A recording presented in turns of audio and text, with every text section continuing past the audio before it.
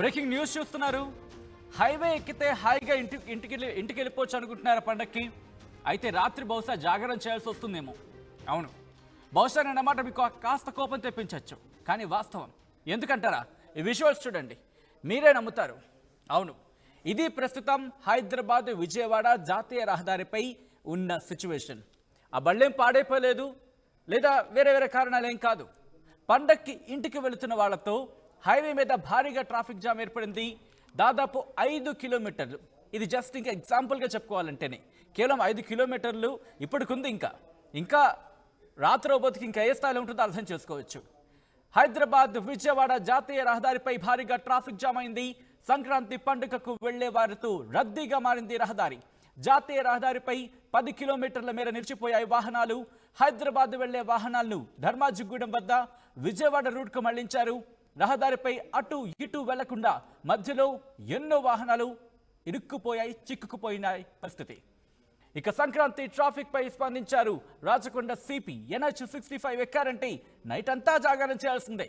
అవసరం ఉంటేనే రహదారిపై రావాలంటూ కూడా హెచ్చరికలు కూడా జారీ అవుతున్నాయంటే అర్థం చేసుకోవచ్చు పరిస్థితి ఏ విధంగా ఉంది అనేది.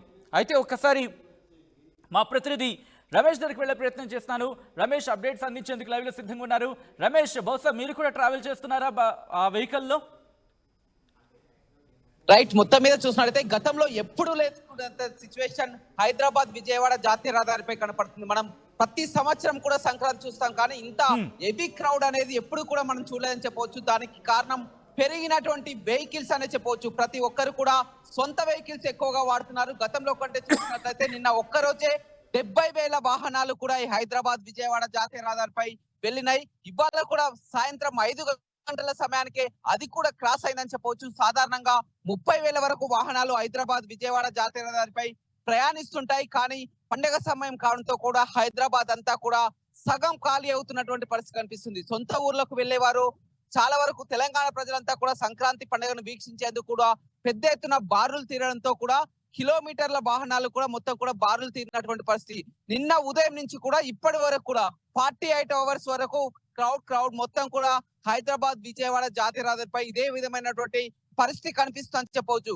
గతంలో టోల్ గేట్ల వద్ద కిలోమీటర్ల మేర బారులు తీరేది, కానీ ఇప్పుడు ఆ టోల్ గేట్ల వద్ద కాదు కదా, ఏకంగా మొత్తం రోడ్డు అంతా కూడా ఎక్కడ చూసినా కానీ ఇదే విధమైనటువంటి పరిస్థితి కనిపిస్తుంది. ఎక్కడైతే కూకట్పల్లి కానీ గచ్చిబౌలి కానీ వారంతా కూడా ఔటర్ నుంచి కూడా నేరుగా వారు టచ్ చేసేది ఇక్కడ ఏదైతే ఉందో హైత్ నగర్, ఇక్కడ ఔటర్ రింగ్ రోడ్ ఇక్కడ దిగుతారు.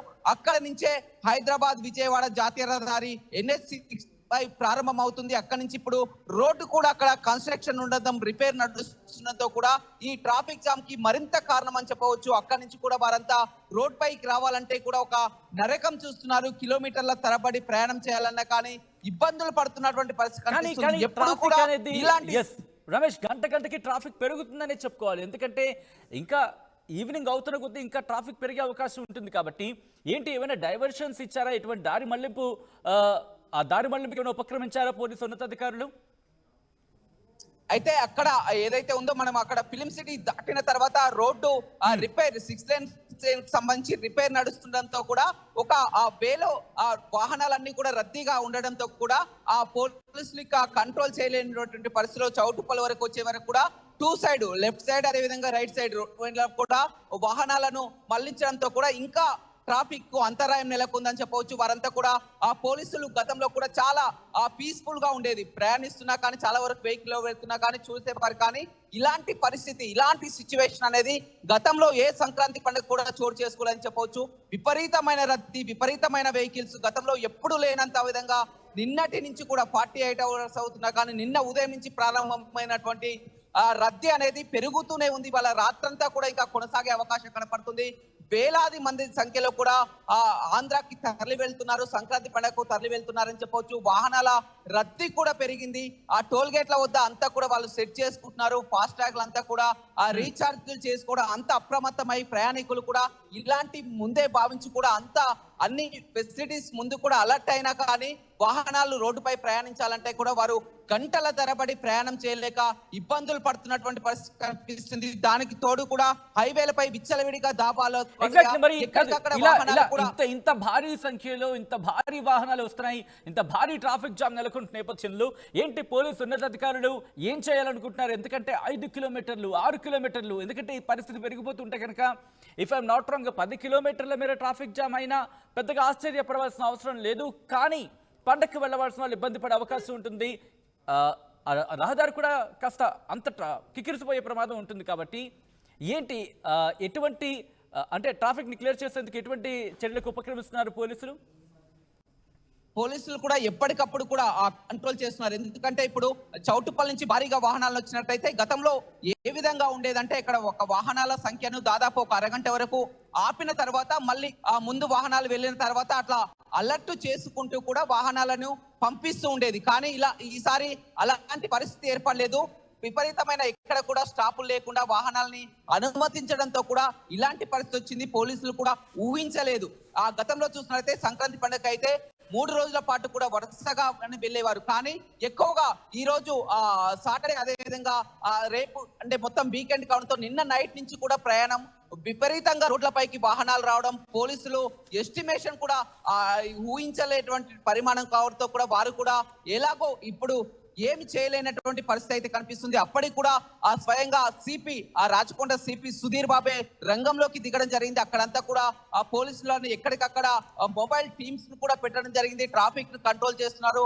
మధ్యలో ఏదైనా వాహనాలు నిన్న చూసినట్లయితే ఒక వాహనం అక్కడ స్వల్పంగా తప్పి మధ్యలోనే ట్రాఫిక్ లో ఇరుక్కపోవడంతో దాన్ని క్రేన్ సాయంతో తీసేసరికి మరింత ట్రాఫిక్ జామ్ కావడం, ఈ విధంగా ఎక్కడికక్కడ కూడా పోలీసులు కూడా చెక్ పోస్ట్ అని ఏర్పాటు చేసి అటెన్షన్ డైవర్షన్ చేసినప్పుడు కూడా ఎక్కడ కంట్రోల్ చేయలేనటువంటి సిచ్యువేషన్ అయితే కనపడుతుంది. దీనికి ప్రధానమైనటువంటి కారణం వాహనాలు పెరగడమే, కొత్త వాహనాలు పెరగడమే, 4 వీలర్స్ పెరగడం అనే కారణం చెప్పొచ్చు. విజువల్స్ చూస్తూ ఉంటే రమేష్ రెండు వైపులా వదిలేసినప్పటికీ అంటే వన్ వే అంటే ఒకవైపు రావడానికి ఒకవైపు వెళ్ళడానికి చూసుకున్నప్పుడు కూడా ఈవెన్ సర్వీస్ రోడ్డుకి సంగతి చూసుకున్నాక కాస్త అటువంటి పరిస్థితి అని చెప్పుకోవాలి. రెండు వైపులా కూడా అంత కిక్కిరిసిపోయిన పరిస్థితి అంటే గతంలో ఎప్పుడు బహుశా మనం ఇంతలా చూసుంటాం. ఏంటి ప్రధాన కారణం నుంచి పోలీసులు భావించడం జరుగుతోంది రమేష్? ఈ రెండు వైపులా వదలడం కూడా కాస్త ఇబ్బంది అని చెప్పవచ్చు. ముందుగా పోలీసులు ఏదైతే ఉందో విజయవాడ నుంచి హైదరాబాద్ నుంచి వచ్చే రహదారి ఒక ఖాళీగా ఉంటుంది కాబట్టి ఇక్కడ ఫ్లో ఎక్కువగా ఉంటుంది కాబట్టి దాన్ని రెండు వైపులా వదిలేస్తే కనుక కాస్త ట్రాఫిక్ తగ్గుముఖం పడుతుంది అనుకొని ఇరువైపులా కూడా వదిలేసే ప్రయత్నం చేయడంతో ఇక అక్కడి నుంచే వచ్చే వాహనాలు ఇరువైపులా ఉండడంతో ఇంకా ఇది మరింత ట్రాఫిక్ కు అంతరాయమే ఏర్పడింది. కానీ ఈ విధంగా పోలీసులు ముందస్తు అనుకున్నటువంటి ప్రకారం కాస్త ఫ్రీగా వెసులుబాటు ఉంటుందని ఊహించడం జరిగింది. కానీ రెండు వైపులా వాహనాలని మళ్లించడంతో ఇంకా మరింత ఆలస్యం జరిగింది. వెంటనే పోలీసులు కూడా అలర్ట్ అయి మరి ఒక వన్ వే మార్గాన్ని ఏర్పాటు చేయడం జరిగింది. వెంటనే రంగంలోకి దిగినటువంటి పోలీసులు దాన్ని అలర్ట్ చేయడం జరిగింది. గతంలో మనం చూసినట్లయితే టోల్ గేట్ల వద్దనే, కేవలం టోల్ గేట్ల వద్దనే రద్దీ కనిపించేది. ఎందుకంటే అప్పుడు ఫాస్టాగ్ సిస్టమ్ సరిగా పనిచేయక క్యాష్ ఇలాంటివి జరిగేది. కానీ ఇప్పుడు టోల్ గేట్ల వద్ద ఇంత రద్దీ ఉన్నప్పటికీ కూడా టోల్ గేట్ల దగ్గర మాట్లాడుకుందాం. ఒక గంటకి ఎన్ని వాహనాలు వెళ్తున్నాయని చెప్పి టోల్ గేట్ సిబ్బంది అంచనా వేస్తున్నారు. ఇంకా ఎంత పెరిగే అవకాశం నుంచి వాళ్ళు భావించడం జరుగుతోంది. అయితే మామూలుగా మొత్తం హైవే పై ఒక 30,000 వరకు వాహనాలు వెళ్తాయి. సాధారణ రోజుల్లో 25,000 నుంచి 30,000 వరకు వాహనాలు వెళ్తాయి. కానీ నిన్న ఒక్క రోజే 70,000 వరకు కూడా వాహనాలు ప్రయాణించడం జరిగింది. ఇప్పుడు చూస్తే కనుక ఈ సంఖ్య ఇప్పటికి కూడా 55,000 పైగానే ఉంది. అంటే దాదాపుగా ఒక 80% అంతా కూడా ఇక పూర్తి అయిందని చెప్పవచ్చు. అంతా కూడా ఈ రోజు ఉదయం నుంచే కూడా క్రౌడ్ ఎక్కువగా పెరగడం. గతంలో చూసినట్లయితే ఎప్పుడెప్పుడు ఒక రోజు ముందు ఆ తర్వాత ఉదయం మధ్యాహ్నం ఈ విధంగా సమయం తీసుకొని కూడా వాహనాలు వస్తూ బయలుదేరేది. కానీ ఇప్పుడంతా కూడా ఫ్లో అంతా కూడా ఉదయం నుంచే కూడా పెద్ద ఎత్తున ఇవాళ సెకండ్ సాటర్డే సెలవులు ఉండడం, అదేవిధంగా వీకెండ్ కావడంతో కూడా ఊర్లలోకి వెళ్ళాలనుకునే వారు అంతా కూడా ఉదయాన్నే ఒక్కసారి ప్రయాణం ప్రారంభించేసరికి కూడా ఈ పరిస్థితి వాటిల్లింది. దానికి తోడు కూడా NH65 హైవే పై కూడా అక్కడ మరమ్మతులు జరుగుతుండడంతో ఇంకా ఈ ట్రాఫిక్ కు మరింత అంతరాయం ఏర్పడిందని చెప్పవచ్చు. పూర్తిగా రోడ్లు కూడా సరిపోలేనటువంటి పరిస్థితి కనిపిస్తుందని చెప్పవచ్చు. మొత్తం టోల్ గేట్ల వద్ద కాడే ఆ స్కానర్లను కూడా చూసినట్లయితే ఫ్రీక్వెన్సీ పెంచడం జరిగింది. గతంలో స్కానర్లు టోల్ గేట్లకు వెళ్ళాలంటే వాహనం అదంతా కూడా ఫీజ్ కావాలన్నా గతంలో ట్రాఫిక్ బీభత్సంగా ఉన్నప్పుడు, ట్రాఫిక్ బీభత్సమైనప్పుడు టోల్ కి సంబంధం లేకుండా వాహనాల్ని వదిలేసిన పరిస్థితి అని చెప్పుకోవచ్చు.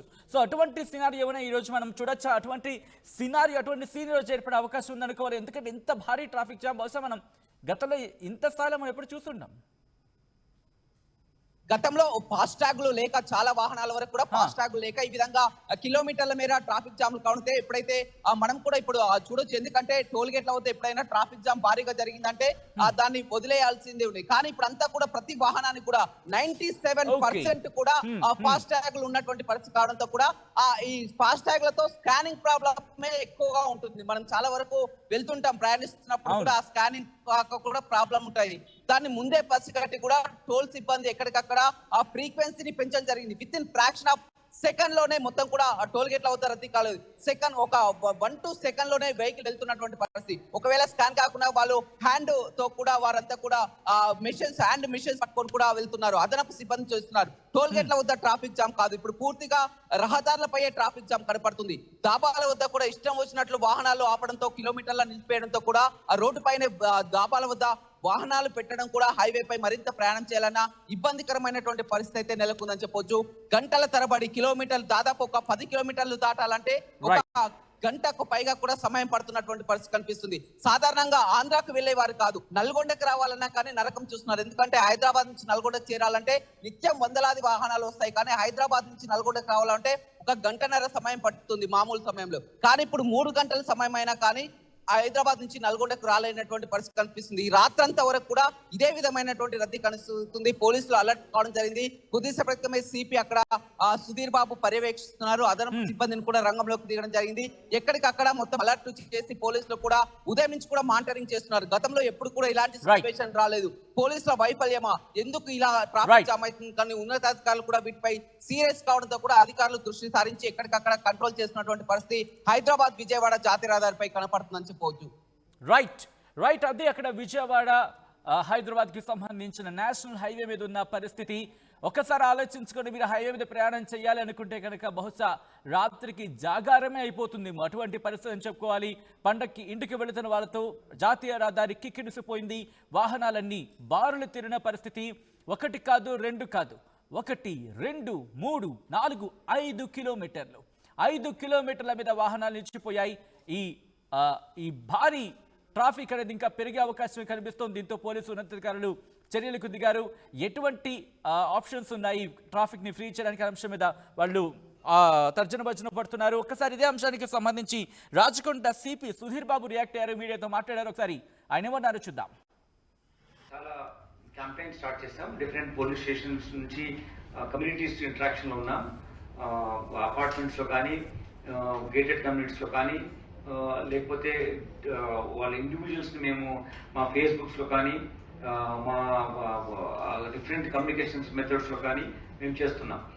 దీంట్లో ముఖ్యంగా ఏంటంటే ఈ ప్రాపర్టీ అఫెన్సెస్ జరగకుండా ఉండడానికి కోసం చెప్పేసి మేము ఇంతకుముందు ఎక్స్ కాన్విక్ట్స్ పైన, లేకపోతే జైలు రిలీజ్ ఉన్న వ్యక్తుల పైన చర్యలు చేపడుతున్నాం. కాబట్టి ఈ అఫెన్సెస్ మేము ప్రివెంట్ చేయడానికి అలర్ట్గా ఉన్నాం. ఆల్రెడీ మేము పోస్టర్స్ చేసి టామ్ చేయడం, ట్రాక్టర్స్ సెన్స్ ఆటోస్ పైన వెనుక మేము ఒక ఫ్లెక్సీ పెట్టి మైక్తో ఏరియాస్ మూవ్ అవుతూ అనౌన్స్ చేస్తున్నాం.